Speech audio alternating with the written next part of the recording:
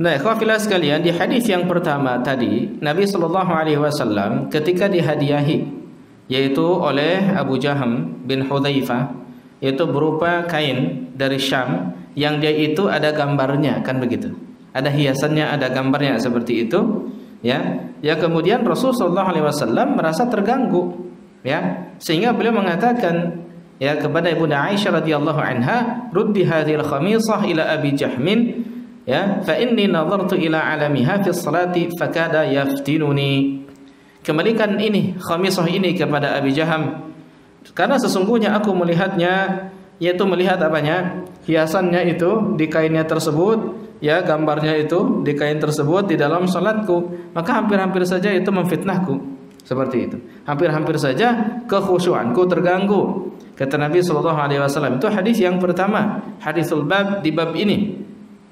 Kemudian di hadis yang kedua, ya, yang ini secara mursal yang diriwayatkan oleh Urwah bin Zubair kepada Nabi sallallahu alaihi wasallam, bahwasanya Nabi sallallahu alaihi wasallam, ya, diceritakan oleh Urwah bin Zubair itu menggunakan atau kain tersebut tuh digunakan seperti itu, yang mana kain tersebut itu ada tandanya tadi atau ada gambarnya.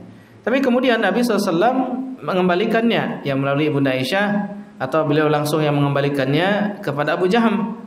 Tapi wabillah sekalian, beliau itu meminta yang lainnya, yaitu ambijaniyah. Kalau tadi khamisah tersebut dikembalikan ke Abi Jaham, beliau minta yang lainnya ambijaniyah. Hikmahnya wabillah, kata para ulama, kalau sudah dikasih hadiah, maka pada asalnya tidak boleh mengembalikan hadiah tersebut, kecuali dia itu meminta ganti dari hadiah tersebut, supaya orang yang memberi hadiah tidak tersinggung. Inilah cara Rasulullah SAW. Jadi ketika beliau dikasih khamisah, ternyata khamisahnya mengganggu kekhusyuan, beliau tidak hanya sekedar mengembalikannya kepada Abi Jaham supaya Abi Jaham tidak tersinggung, maka Rasulullah SAW minta lagi gantinya, yaitu berupa anbijaniyah, yaitu kain yang polos, yang tidak ada gambarnya, yang tidak mengganggu beliau dalam sholat. Nah, dari sini wafillah kita bisa ambil pelajaran tadi, yaitu manakala kita diberi hadiah seperti itu upayakan untuk tidak dikembalikan lagi ketika kita tidak cocok dengan hadiah tersebut, gitu.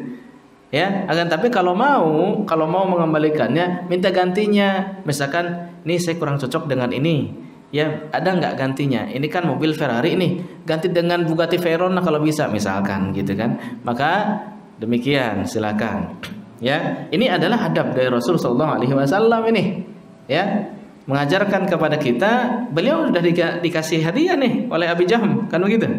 Nah, tidak lantas kemudian beliau kembalikan, tercocok Abu Jaham dan sebagainya, ganggu saya ke sholat. Nggak demikian, tapi langsung minta gantinya, ambijaniyah kalau ada. Kasihkan ke saya, ini buat saya kembalikan, tapi saya minta ambijaniyah satu lagi. Nah, ini hikmahnya, ya, masya Allah ini. Jadi Rasulullah SAW tetap menjalankan aturan Allah, dan juga beliau menyampaikannya atau menjalankannya penuh dengan adab, terutama jika berkaitan dengan manusia, orang lain. Ini luar biasanya Rasulullah SAW.